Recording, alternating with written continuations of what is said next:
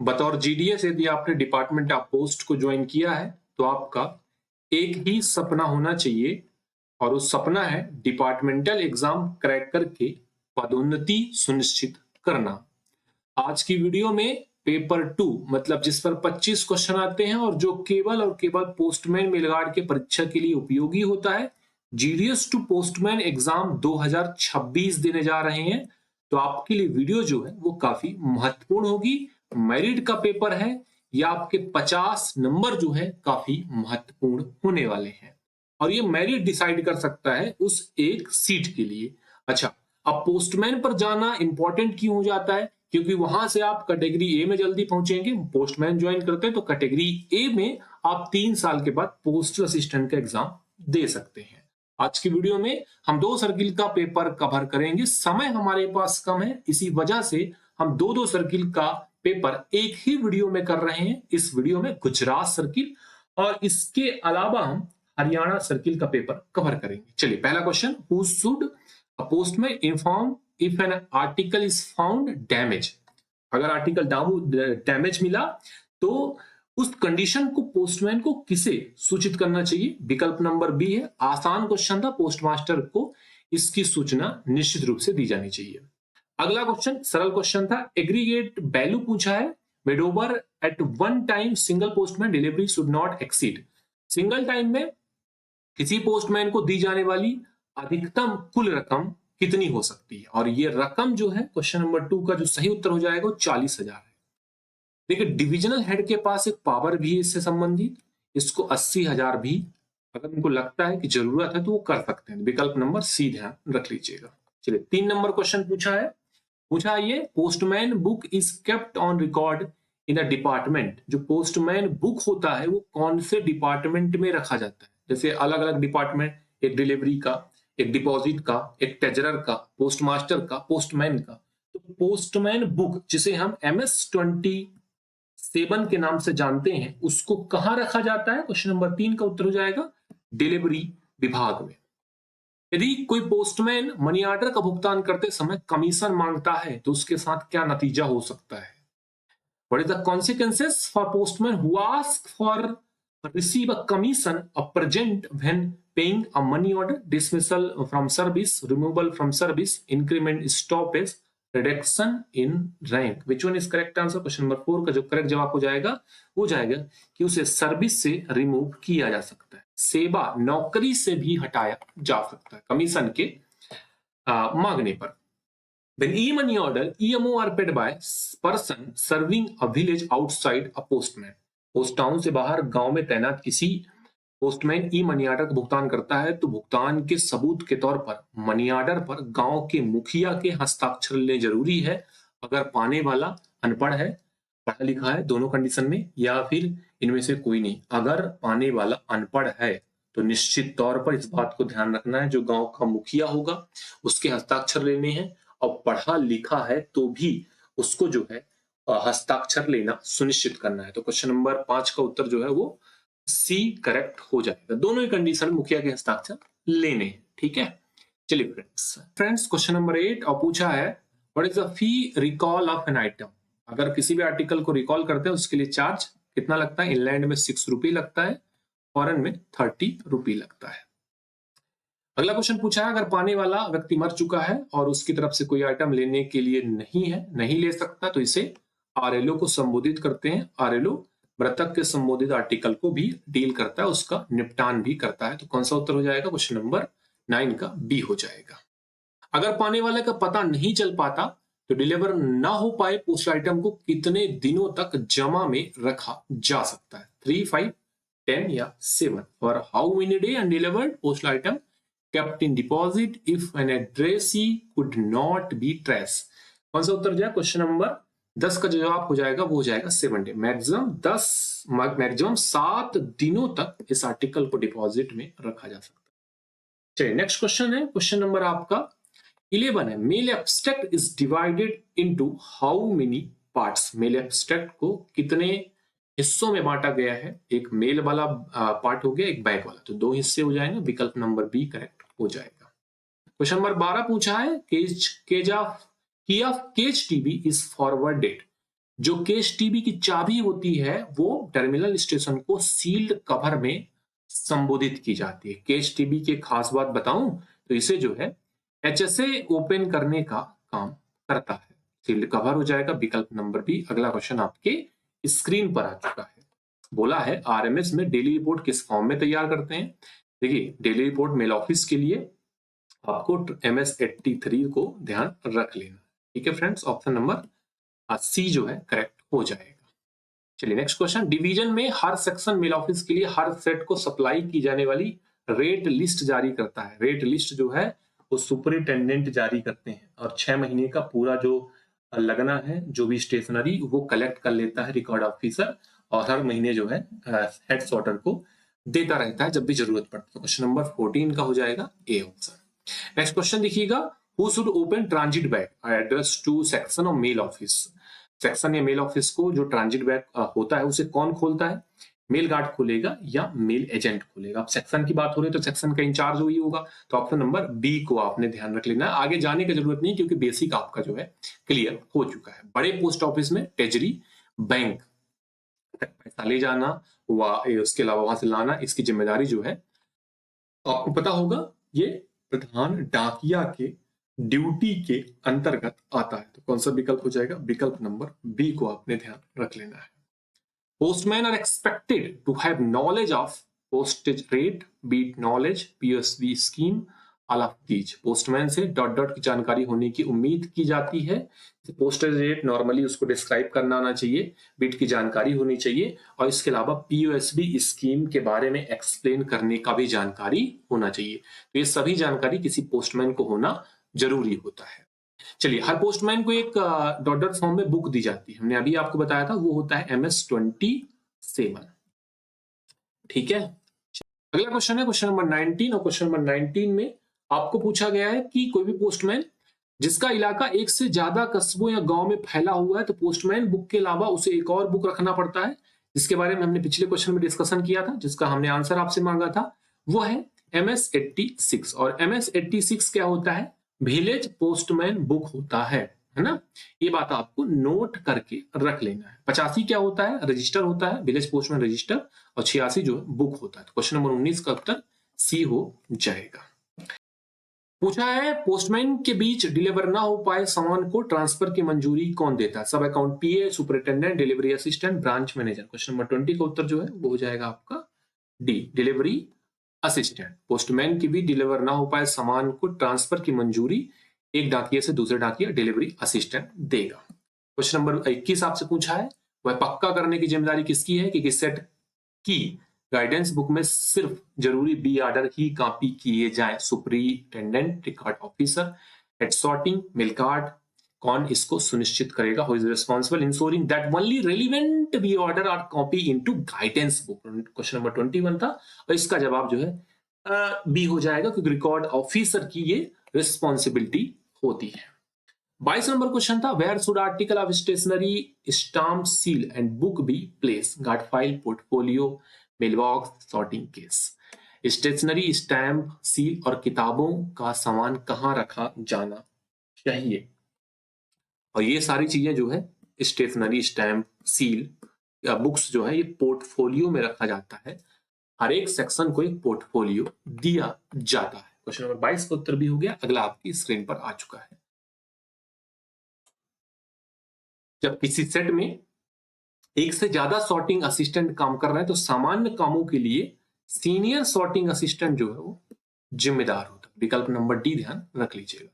Stamp and seal use in mail office will remain generally in the custody of section MTS, mail agent, record officer, head sorting assistant. Which one is correct answer. Question number 24 का हो जाएगा कि head sorting assistant जो है mail office के जो उपयोग होने वाले स्टाम्प सील है उनके कस्टडी में रहेगा। तो किसके कस्टडी में, HSA के।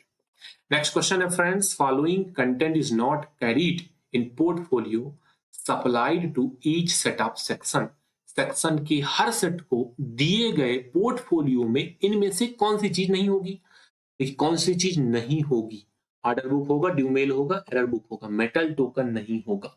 क्या नहीं होगा पोर्टफोलियो में, इसके अलावा एकमे कवर है ना, बाल ट्विन, इसके अलावा आपका लेबल ऑफ बैग्स है ना, बंडल ऑफ वर्क पेपर, ये सारी बहुत सारी चीजें होती है, लिस्ट हमने बताई हुई है। क्या नहीं होगा उसमें से मेटल टोकन जो इसमें शामिल नहीं है। ठीक है फ्रेंड्स, ये 25 क्वेश्चन हमने कवर कर लिए। अब नेक्स्ट जो 25 क्वेश्चन हम कवर करेंगे वो जो है हरियाणा सर्किल का होगा। ठीक है, ये सारे क्वेश्चन आपके लिए बहुत ही इंपॉर्टेंट है, सीधे आपके परीक्षा में पूछे जा सकते हैं। तो पहला क्वेश्चन क्या था, portfolio will always remain in personal custody. Portfolio हमेशा जो है या तो वो एचएसए के, मेल ऑफिस में एचएसए के और सेक्शन में मेल गार्ड की जिम्मेदारी में। तो विकल्प नंबर ए बेहद आसान क्वेश्चन है, सीधे क्वेश्चन आप इसका उत्तर लगा सकते हैं। पोर्टफोलियो में डिफरेंट टाइप की सामग्री होती है।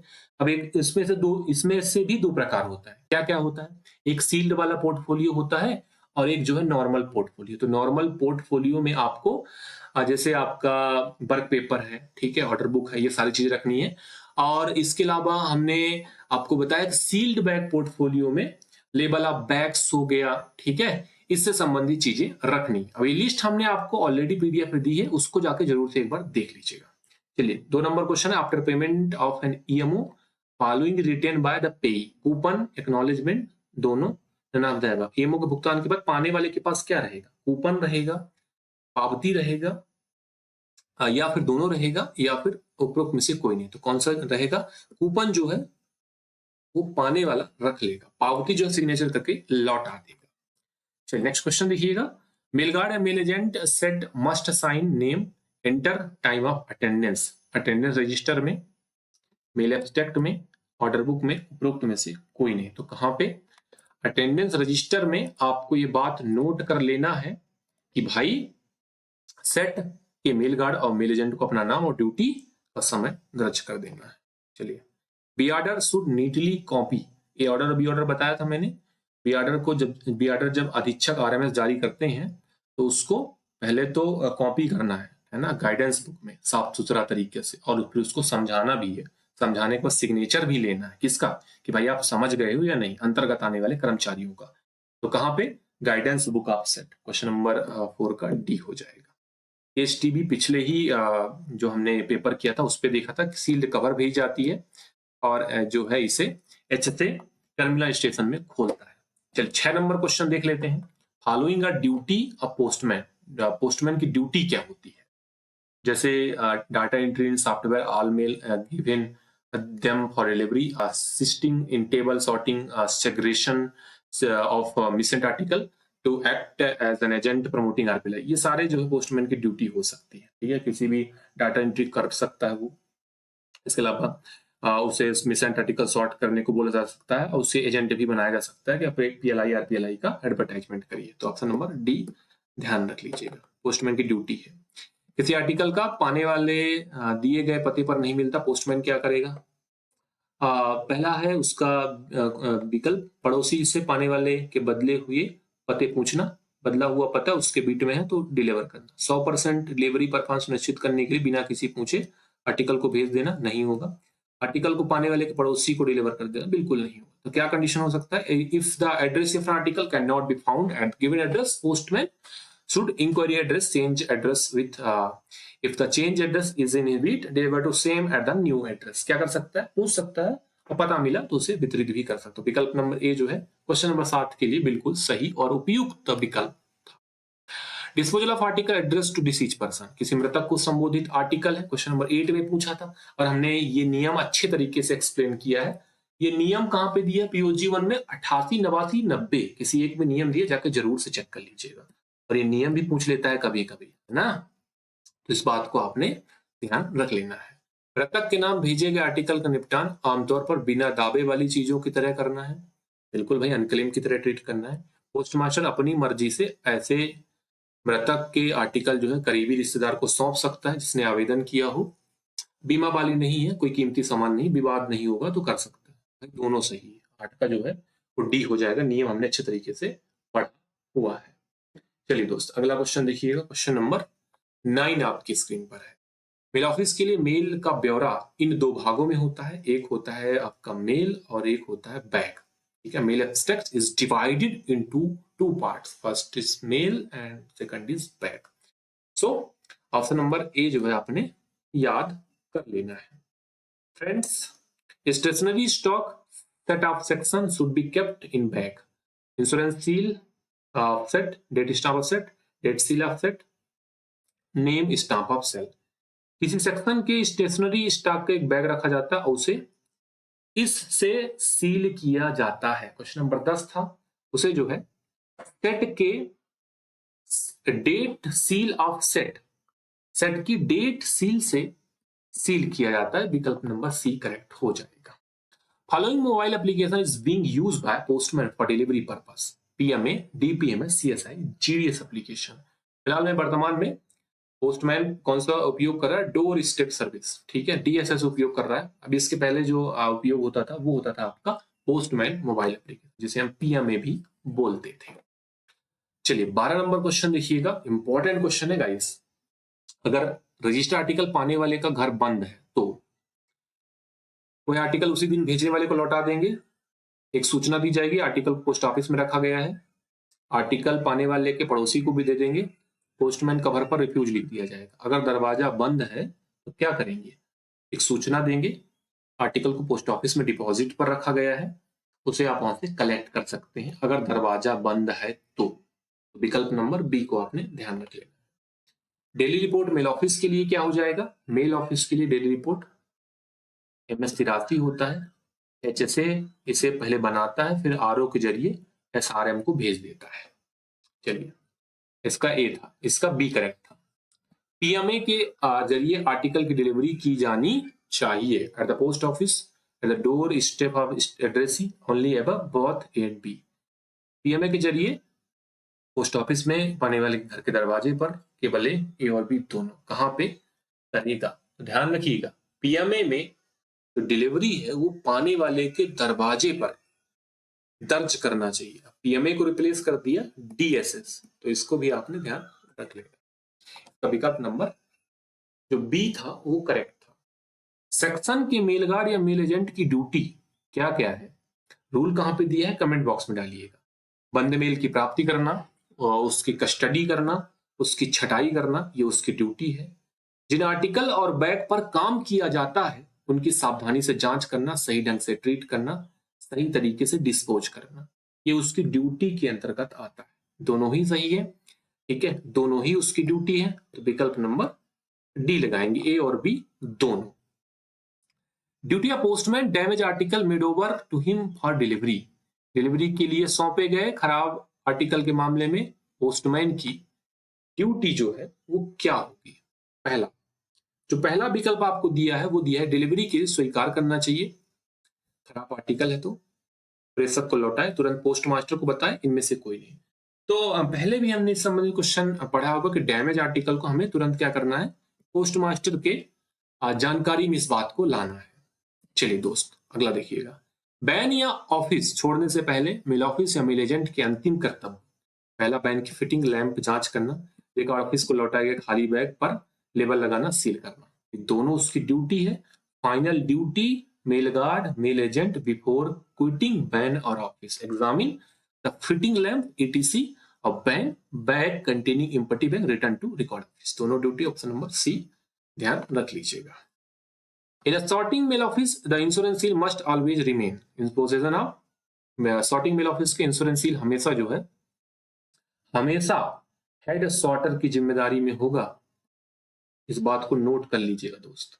चलिए अगला देख लीजिएगा। एक पोस्टमैन किस सर्विस के जरिए नागरिक को पैसे पहुंचा सकता है? APS कर सकता है और EMO कर सकता है, दोनों के जरिए सुविधा अभी पोस्टमैन दे सकता है। तो विकल्प नंबर डी, ठीक है। चलिए रजिस्टर आर्टिकल की डिलीवरी डॉट डॉट को की जा सकती है। रजिस्टर आर्टिकल हमने पढ़ा है, वितरण का एक पार्ट था POG 1 में, 35 से शुरू था, 36 में सारी नियम दिया है। तो आपने क्या ध्यान रखना है कि सिर्फ एड्रेसी को आप चेकआउट करिए एक बार, सिर्फ एड्रेसी कर सकता है दिए गए पते पर किसी व्यक्ति को, पड़ोसी को, पाने वाले या उस व्यक्ति को जिसने पाने वाले की ओर से अथराइज किया उसको। तो एक कंडीशन है, पहला तो पाने वाले को करेगा, है ना, या तो पाने वाला जिस व्यक्ति को अथराइज किया उसको करेगा, इसके अलावा किसी और को नहीं करेगा। विकल्प नंबर ए नहीं होगा, सिर्फ लिखा था, तो विकल्प नंबर डी इसका उपयुक्त हो जाएगा आंसर।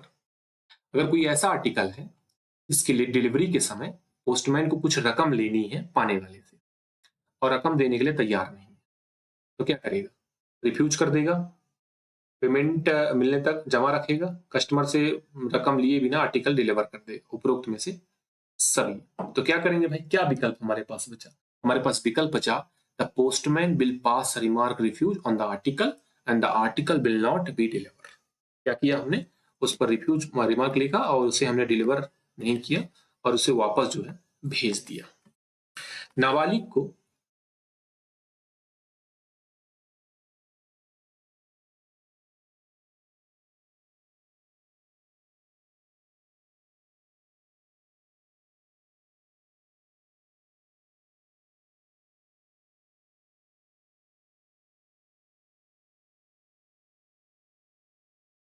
नाबालिग के नाम भेजे गए इंश्योर्ड आर्टिकल की डिलीवरी हमेशा डॉट डॉट को की जानी चाहिए, सिर्फ पोस्ट ऑफिस में, पोस्ट मास्टर की मौजूदगी में, उस व्यक्ति की मौजूदगी में जिसकी देखरेख में वह रह रहा हो। तो क्वेश्चन नंबर 22 था और इसका जवाब था in presence of person whose care he में लिविंग।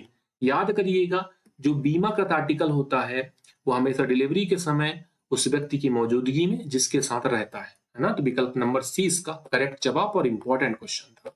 अगला इससे भी ज्यादा इंपॉर्टेंट, आपको कुछ स्टेटमेंट दिए हैं, पढ़ना है, बताना है कि कौन सा बयान जो है वो सही है। पोस्टमैन को पेमेंट के लिए ईएमओ के बारे में नीचे दिए गए 2 बयानों को पढ़ें और उसके बाद पूछे गए सवाल का जवाब दें। चलिए 2 बयानों से कौन सा सही है? दिन के आखिर में पोस्टमैन को उसी दिन ईएमओ असिस्टेंट को ईएमओ और उसकी पावती वापस करना है। बिल्कुल हाँ, ईएमओ का जो पावती रहेगा या ईएमओ संबंधित जो भी चीजें रहेंगी वो उसको शाम को वापस करना है। ठीक है, ये तो सही है। पोस्टमैन को बिना बांटे ईएमओ कैश को अगले दिन ट्रेजरर को वापस करना है, गलत है भाई, उसी दिन वापस करना है। जो अनडिलीवर्ड ईएमओ है उसका पैसा उसी दिन ट्रेजरर को लौटा देना है। तो बताना था कौन सा बयान सही है, अरे बयान एक ही तो सही था, तो ऑप्शन नंबर सी को हमने टिक कर। अगला क्वेश्चन है ग्रामीण क्षेत्र में गांव का डाकिया सुविधा क्या दे सकता है? जैसे डिलीवरी के अलावा डाक टिकट, स्टेशनरी बेच सकता है, भेजने के लिए पत्र को एकत्र कर सकता है, आईपीवी की सर्विस दे सकता है। तो ये सारी सर्विसेज जो है कोई डाकिया अपने क्षेत्र में दे सकता है। दोस्त, इस वीडियो में हमने लगभग 50 क्वेश्चन किए हैं। वीडियो पसंद आएगा लाइक जरूर करिएगा। वीडियो बनाने में बहुत सारा एनर्जी, बहुत सारा डेडिकेशन और बहुत सारा मेहनत लगता है। किसी भी क्वेश्चन में कोई दिक्कत है कमेंट बॉक्स में डालिएगा। 2026 या आगे आने वाले वर्षों की तैयारी कर रहे हैं, जीपी ऑनलाइन क्लासेस जो है पिछले 6 सालों से केवल लिमिटेड डिपार्टमेंटल कॉम्पिटेटिव एग्जाम के लिए काम करता है। तो अब जो है, अब बारी आपकी है। आपको ये सारे पीडीएफ स्क्रीन पर जो दिख रहे हैं वो पीडीएफ चाहिए, जीके का मटेरियल चाहिए, कंप्लीट एक पैकेज चाहिए, तो इसके लिए आपको हमारे पेड बैच में आना पड़ेगा। स्क्रीन पर पट्टी हमारा ऑफिशियल नंबर दिया, सीधे उस पर संपर्क करके जानकारी अर्जित कर सकते हैं। जुड़ने के लिए आप सभी का धन्यवाद।